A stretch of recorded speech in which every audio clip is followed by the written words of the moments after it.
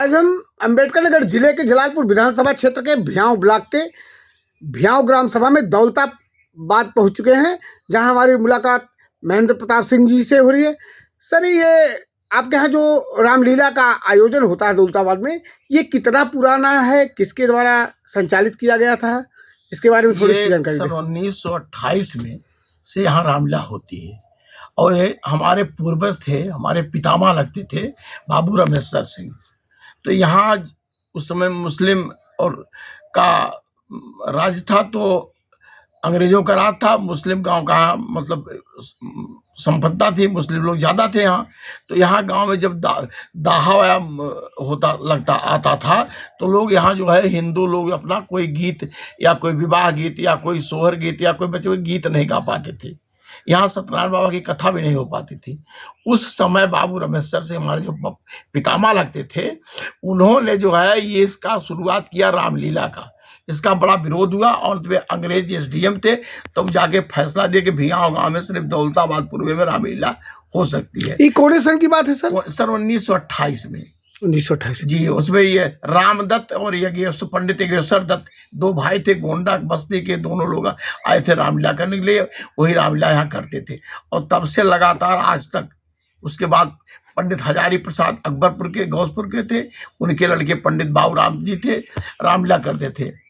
अब बीच में इधर थोड़ा यहाँ रामलीला कमेटी वाले कम रह गए, तो हमारे गांव के हमारे ही चचा लगते थे बाबू राम लखन सिंह, उन्होंने जो इसको है फिर अपने गांव के बच्चों द्वारा तैयार करवाया और उसमें रामदेव सिंह, श्री राम सिंह और ये रामेश्वर सिंह के पुत्र गण जो थे बाबू राम समूह सिंह, इन लोगों ने शुरू किया।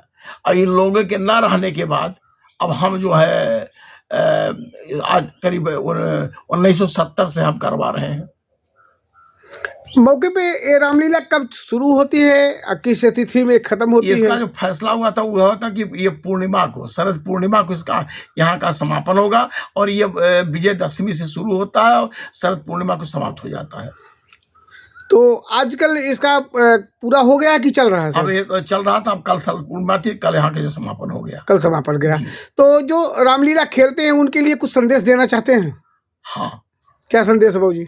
उनके लिए यही संदेश है कि वो रामलीला जो खेलते हैं वो इस तरीके से, एक तरीके से 3 प्रकार का होता है। कुछ लोग जप करते हैं, कुछ लोग साधना करते हैं। ये भी एक साधना है, कला के रूप में एक साधना है, भगवान की एक साधना है।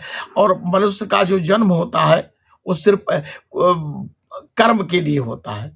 तो भगवान का नाम है, भगवान का जप करना, भगवान का नाम लेना, भगवान की लीला करना, ये उनको एक संस्कार देता है।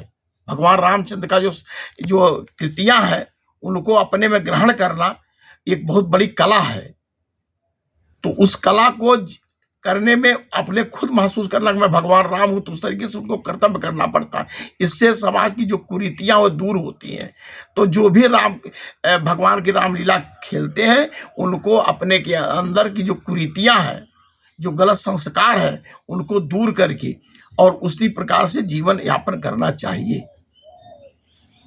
ये मेरा संदेश है उन रामलीला कलाकारों के लिए। धन्यवाद।